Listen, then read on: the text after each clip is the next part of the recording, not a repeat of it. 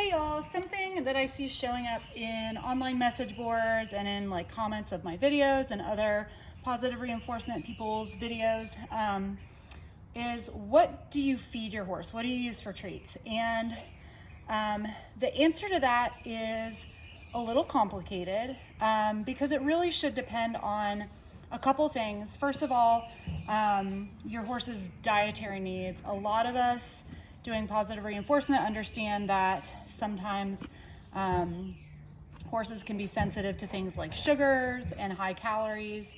But I'm going to show you what I do because I want a food that is changeable, because sometimes I want something that is a little bit more exciting, especially if I'm working on a new or very challenging behavior. Not so exciting that they're blinded by how much they want the food, but exciting enough that they're not spitting it out of their mouth. And the other thing is my horses are draft crosses, and I live in Kentucky where the sugar content in the grass, especially in the spring, is very high. They're both prone to metabolic disorders, things like Cushing's, possible laminitis, equine metabolic syndrome, which is kind of an umbrella term. So something that I have found that really helps Finnick, who tends to carry a bunch of extra like weight, especially like fatty pockets around his shoulders, crusty neck, around his tail. For him, it doesn't matter how many calories he gets, as much as the sugar content, or what I look for is the NSC value, so non-structural carbohydrate. So that is a combination of non-structural starches that don't break down with fiber, and then sugar content. So it's kind of similar to like the carbohydrate value if you looked at a human nutritional thing on like the back of a food or a package. So I strive to find foods that are 10% or less, ideally, in non-structural carbohydrates, which is challenging to do, but this is what I found. This is the mix that I use, and I can kind of change it up depending on the season. If it's winter, I can add in some of those higher NSC value things. In the summer, I can make it lower, or if I need something really high value, like I'm working in grass and I need to compete with the grass a little bit, I can kind of balance those things. The first thing that I recommend doing if you're gonna make a mix is, I did a video a while back where I did like a charcuterie board for my horses, and I literally just took piles of all the things that were within their like safe levels that I felt okay adding into the mix. I just put little piles everywhere, and I did 2 or 3 piles of each thing so that I could tell which ones they were finishing first. And rather than, you know, sometimes they'll just finish like whatever they can get to the easiest. So I kind of like randomly spread them out, and that gave me a pretty good idea of like who preferred what. Because sometimes you don't want a handful of something like this. You want like a pellet or something like that to feed, depending on like how you're using it. Like if you're riding and you just have a few in your pocket, this is not great in pockets. So I recommend doing that and just see what your horse likes. You know, I have made their diets based on information I got by working with an equine nutritionist. So your needs of your horse are going to be very different than the needs of my horses. But I just want to share the knowledge that I have come across. And also, it's really hard to compare feeds because not all feed companies list all the values of everything in a way that's easy to understand. The more I learn about nutrition, the more I realize how incredibly complicated it is, especially if you're just like a layperson horse owner that's trying to do the right thing for their horse. So anyway, this is what I do. So the base of this is Triple Crown's starch guard, I believe it is, chopped forage, and the NSC value of that is around 6%. So that's like super safe. It's a combination of chopped hays. I think there's a few little random pellets in there. And I found by and large that Triple Crown tends to have lower sugar, better ingredients, and a lower NSC value than comparable feeds. I'm not saying that there's nothing out there, but based on like what I can get where I am locally at my feed store, they have been the best option across the board for everything. I use their ration balancer. I have used their their senior and some of their other stuff. So anyway, just putting that out there. Not a sponsor, just, you know, their products seem to have less sugar and better quality ingredients. So so this is their carb or starch guard chopped forage, and it comes in a huge bag. So I do that as my base, and then I add, let's see, these are my my alfalfa pellets. You can get these in different sizes. The local place that does them here, they're really tiny. I kind of like having different sizes because sometimes horses prefer different size things, and it just adds a little variety in there. And I like alfalfa, even though it is higher in calorie, it is high fiber. It's got good protein, and it is lower sugar than Timothy, believe it or not. A lot of people go for Timothy because it's lower calorie, but I found that my horses are fine on higher calories, but as long as I have the sugar low, I don't care as much about like protein and calories as much as a high fiber, low sugar. So those are kind of the things that I'm filtering my choices through. So the next thing, these are Teff hay pellets. Stanley Forage makes these. They're kind of hard to find, but Teff hay is the lowest sugar hay product that I found on the market.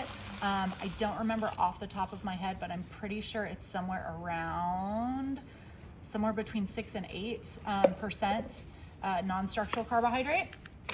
The horses don't love them, but when I mix them in with all this other stuff, they eat them along with it, and it just feels like they're getting, because they're diluted in there, it seems like they're getting, or they don't mind it, so they eat it just fine. The other thing that I would caution against is huge handfuls of pellets. Sometimes if your horse is prone to choke, that can be a little bit of a challenge. So that's why I like having the pellets kind of suspended in this chopped hay.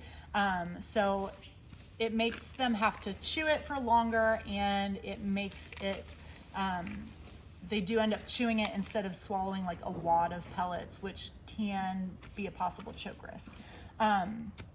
All right, so the next thing I have, I don't always use these, but this is something that comes up a lot. I believe the non-structural carbohydrate value of the sunflower seeds is around, it's either 4 or 6%. So it's pretty low. It's under that 10%.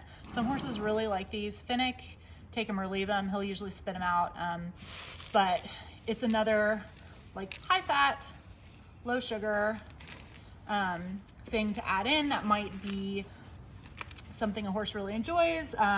Usually pretty palatable. A lot of horses like those. And then these are beet pellets. It's Stanley Forage's Smart Beet. These actually have basically no sugar in them. Now, if you're using a beet product, you want to make sure that you get the kind without molasses. Most that are manufactured for horses have added molasses. So that will change your non-structural carbohydrate value from something that's like very, very low to something that's closer to like 12 or 15, depending on the company, 15%. So yeah, I do these.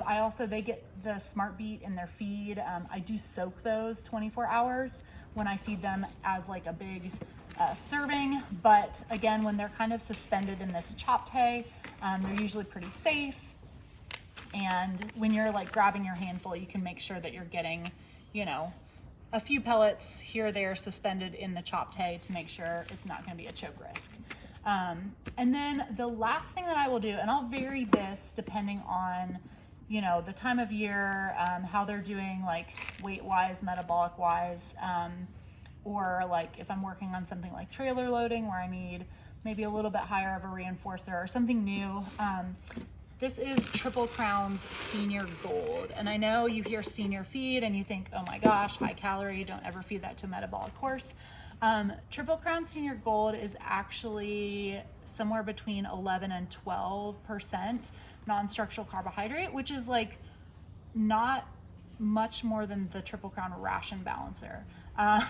And for a fortified feed, you're not really gonna find anything below 11 or 10%. I haven't found anything, at least nothing that I can get here locally.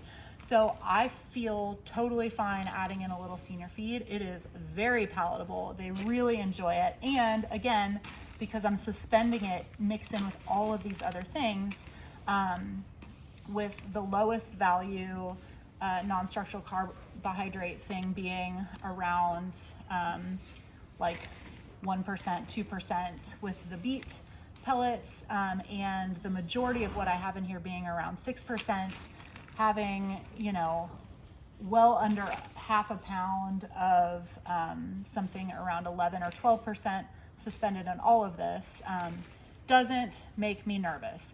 That being said, check your feed that you're feeding, because even if it says carb care or low starch, a lot of times those values can be in the 13 to 15%. Until you really dig into it, they can really say whatever they want as the, like, what they call the feed. So, you know, that's something that I've learned, is that just because it says carb care or low carb or low starch doesn't mean that it's actually what I would consider low enough to feed my metabolic prone horses. So this is the mix that I use. It's really pellet heavy on the top, so I'll mix that in a little bit more. And then the other thing to consider, you know, if you're worried about your horses getting too many calories, just consider how much you're actually feeding them in a training session. So typically my horses will go through maybe one of these containers. And this container full of this weighs less than half a pound, which is really not that much when it comes to calories or even sugars. When you think of their whole diet as a whole, the thing they're getting the most sugar from is still going to be the grass, though my guys do wear grazing muzzles in the spring and through most of the summer. Finnick wears his almost all year because, again, he's very sensitive to the sugars, kind of depending on what the weather does and the grass quality. And, you know, sometimes they'll go through 2 of these in a day, but usually it's like around 1 or usually less. So that's something else to consider, you know, if you're concerned about what you're feeding your horse. So look at their feed, what you're actually feeding them, figure out that NSC value, and, you know, find out what your horse likes, like what is motivating and reinforcing to them. Find something that is reinforcing, but also not so reinforcing that they're getting like aggressive or blinded by their want of food so they can't like think clearly and actually learn. And yeah, like just consider how much they're actually getting, and if the treats that you're feeding them, if that's going to be a major part of their diet, you might need to be a little bit more careful. But this is a mix that I feel really comfortable using. They seem to really like it. And again, I can kind of change and vary it because some horses get bored. Finnick gets bored. Wells will eat just about anything. But if you have a horse that seems to get a little bored, you can kind of change the ratios. You can add in new things, take away some things, add them back in later. And then also, like, if my favorite food isn't available at the feed store when I go, it doesn't matter. I can kind of like mix a new variety and we're good to go. So I hope this was helpful. This has taken me, and it'll probably still change. There's probably some things I've misstated or misquoted. So feel free to drop a comment if I have said something that you found to be untrue, or if you have other suggestions of things to add into my, what I like to call my magic mix. I'm all ears. But yeah, I just wanted to share some of the knowledge that I have slowly gained over the years, and I'm still going to be learning and always going to be looking for that like unicorn reinforcement treat feed for my horses. So yeah, thanks for watching.